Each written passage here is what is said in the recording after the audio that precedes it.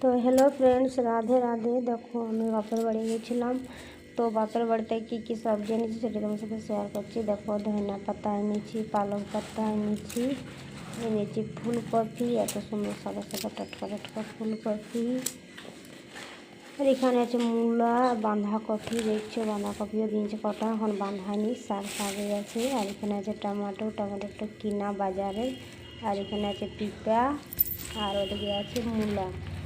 তো এখন কিছু হয়নি, এইটুকুই হয়েছে। ওর বাড়িতে যাটুকু হয়েছে আমি সেটাই নিয়ে এসেছি বন্ধুরা, আর সেটাই তোমার সাথে শেয়ার করছি, ঠিক আছে।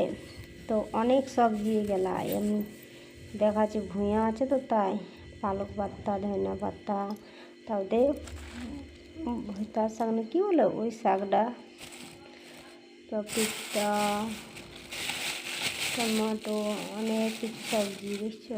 এগুলো এখন আমার অনেক দিন হবে।